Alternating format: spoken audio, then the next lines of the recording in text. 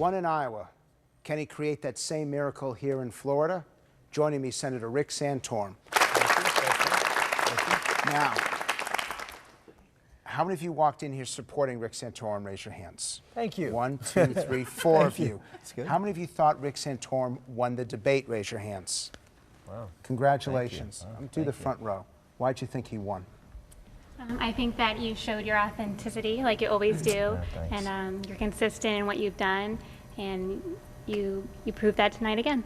Jeff. You spoke from the heart, and honestly, I came in supporting Mitt Romney, and I'm walking out supporting you. You won me. Thank you. I came in and decided that you were passionate and articulate on all the issues. Thank you. You spoke with conviction, and you didn't let the other candidates off, and you took it to them. Thank you. Now, there's a specific moment that I want to show you all, which is where you actually chastised the other two candidates, Mr. Gingrich and Mr. Romney, for what they were saying to each other, and it's one of the highlights of the debate. Let's take a look. The bigger issue here is these two gentlemen who are out distracting from the most important issues we have by playing petty personal politics. Can we set aside that Newt was a member of Congress and used the skills that he developed as a member of Congress to go out and advise companies, and that's not the worst thing in the world, and that Mitt Romney is a wealthy guy because he worked hard and he's going out and working hard, and you should guys leave that alone and focus on the issue. What's your reaction to that? Yeah. You agree with that? Exactly. Yeah. So what advice? What are you, in the back, what are you telling these candidates? That's what we've been looking for. We want somebody that'll step up, do the job, and tell us what they're doing, work hard for us. David. And he's also controlling the dialogue versus letting the moderators control it. He kept it to the point that is important to the rest of us. And let's talk about the issues that we care about, not what they're trying to put in their corner, if you will. So I need to ask you a tough question, which is you did incredibly well in Iowa, surprised everyone, exceeded expectations, but it's a lot tougher here in Florida. With performances like that, why aren't the numbers higher? Well, I mean, I've always said this is a marathon, not a sprint. I mean, if you look at the debates, they've had a huge impact on this campaign. And it's really only been the last couple of debates where the field's been small enough. And I've been sitting out on the end on most of these debates and not getting a whole lot of time. Yeah. And people have asked me, why didn't you take on Mitt Romney before? Well, I said I was averaging 4 minutes a debate. I don't know how you can take on someone when you have to answer the question and you don't really get the opportunity. So I've always believed, Frank, that we've got the best record and we've got the boldest vision, and people, I believe, I hope, will trust us that when we say it. And that's why I do my town hall meetings. I don't give a laundry list of how I feel about issues. I try to give people as to why I believe what I believe about issues. And that's what we're going to do right now. What question has he not been asked that you want to know? Go ahead. What would you do to bring down the cost of health care? Everyone has talked about repealing Obamacare, but we need something to bring down the cost. Yeah, that's absolutely. What's the best way in America to bring down cost? Competition. Free market competition, and we don't have that in health care. When people think that, we have a private sector healthcare system and Obama's taking it in a government-run system, it's just not true. Over half the healthcare expenditures in this country are paid for by the government, and the other half are regulated so heavily by the government even now. Every code that is used in a hospital is a Medicare code, even the private sector. So it's all government, and you have mandates on insurance at the state level, you have mandates on insurance on the federal level. All of you have gotten a health care bill, I'm sure. Well, hopefully some of you haven't. But if you're like most people, you've had some hospital bill. How many bills have you ever got in your life when you say, well, here's the cost, $10,400.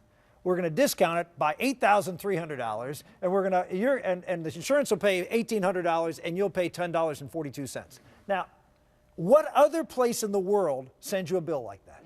Why? Because there's no market, there's no competition. You're not involved in purchasing anything. Unless we fundamentally change how we consume health care, you are going to be dictated to you, just like what's going on in Massachusetts. And that statistic is true. And I need to show that, actually. I'm going to interrupt you because this was also one of the great moments of the debate. When you and Mitt Romney went back and forth at each other, you all said that you didn't like negative, but you dialed this among the highest segments. Let's take a look. You have Amendment 1 here, offered by Scott Plakin, who, by the way, endorsed me today, and it's going to be on your ballot as to whether there should be a government mandate here in Florida. According to Governor Romney, that's okay.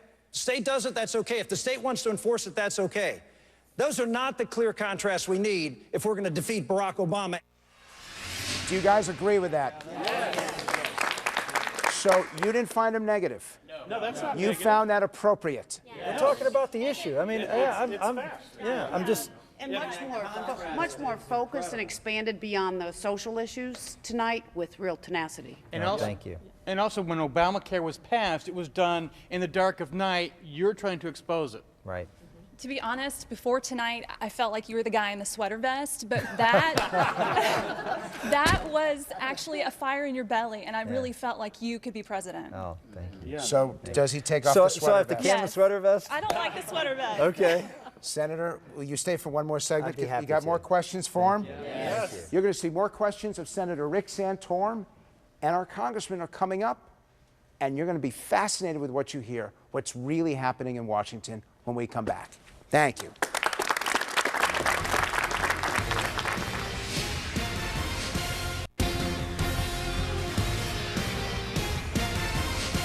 We're back with Senator Rick Santorum. And before we get to questions from our Florida audience, there's an ad that he's got on the air right now that is really scoring well. Let's take a look at one of the most effective campaign ads of 2012. He's the principled conservative, Rick Santorum, champion, leader, reformer. Rick Santorum is determined and will never waver. What wins in America are bold ideas, sharp contrasts, and a plan that includes everyone. A plan that includes people from all across the economic spectrum. A plan that says we will work together to get America to work. Rick Santorum, the conservative we can trust. Red, White, and Blue Fund is responsible for the content of this ad. What do you think of that ad? Reaction. You're different than most Republicans. You focus on manufacturing. You focus on blue collar. You focus on so-called working Americans as much as the middle class. Why? Well, that's where I grew up. I mean, I grew up in a steel town. As you probably know, my grandfather was a coal miner. I grew up on a, my mom and dad both worked for the Veterans Administration and grew up on a VA post. You know, public housing. All my friends either worked at the mill or you know, dads worked at the mill, and that's just and it was an amazing place to grow up as a kid. But those communities are Democrats. Why are you a Republican? Well, there's probably a few reasons. Number one, the war, the Vietnam War.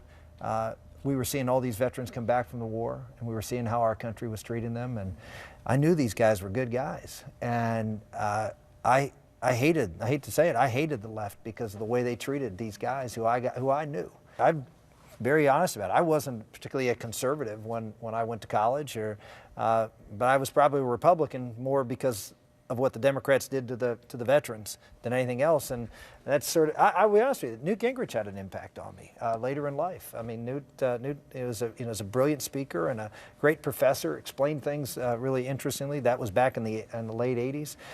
And so I sort of learned through Reagan. Reagan was really my eye-opening, seeing how the world worked through the eyes of a guy like Ronald Reagan. What questions do you want to know from me? If you complain you haven't been able to ask them, back row. Where are we going with the military? Are we going to stay with what the Obama administration has started? What are we going to do? I don't believe that we can sacrifice any military preparedness. I do not believe we should draw down our Marines and our Army, particularly if we're going to finish the commitments that we have to make sure that we have a stable Afghanistan before we leave. What we're doing in Operation Tempo to our men and women in uniform is unconscionable. It is leading to a horrible scourge of PTSD and all sorts of other problems of men and women coming back. They have rules of engagement that make it just super hazardous mentally to be able to be in that country for a long period of time. And so to shrink that force would be the absolute wrong message, because then you're talking about increased op-tempo. And the amazing thing about our men and women in uniform, the re-enlistment rate is off the charts. These are folks who are sacrificing, and they're going through these hardships, and yet they're coming back because they know the mission's important. We can't shortchange them. You agree?